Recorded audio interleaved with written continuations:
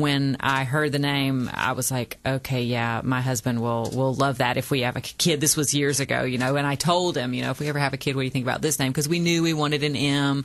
My husband's last name is Miller, so we wanted a double M, little M&M, and he loved it. So we kept it in the vault, and because you don't want family stealing that stuff. Although we have pretty interesting tastes, so I don't think anybody wanted it when they heard it. They're like, I'm sure you looked it up. Is there a meaning behind the name? The Great One. Oh, of course. You had to go with that. Yes, the Great One. He's a beautiful one. This picture, when you first released, oh my gosh, I said, that is the most beautiful baby mom picture I've ever seen. He's so yummy. Thank you. I think he will do. That is for sure. How was he when he was first born? Good baby for you? Good baby. He and I had an understanding where I said to him, look, you can cook in there and stay in there as long as you want to, provided that you come out with a sweet demeanor and you latch like it's your job.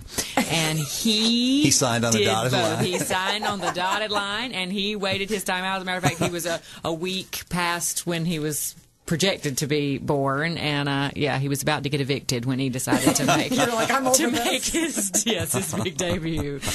Well, so we got new babies and we got new music. You had time to start to work on some things on your own. Listen, it has been a year of creation. That is for sure, sis. I think really though, as far as the album is concerned and the solo project, it's something I've been writing for about 3 years and sort of pointing my ship toward for about that time too. I knew it was something that I wanted to do for a long time. I wanted to do something different. I wanted to have a chance to do something that was, with a different intention than Sugarland. What we do there, I love, but it has a certain energy. It's big.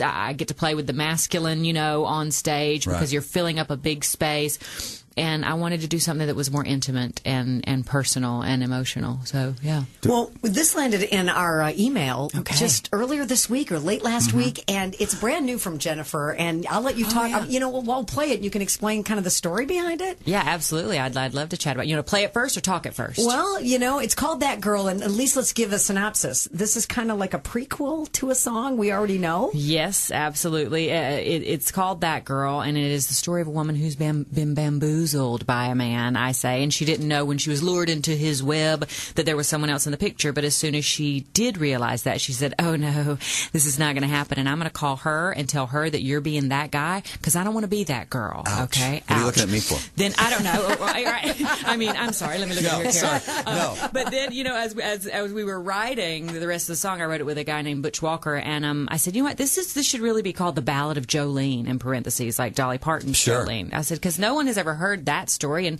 what if she really didn't want to take his man just because I can? Right, you only heard the one side of that story. Yeah, you only heard one side, so this is That Girl. And it's the other side of the story on FM 106.1.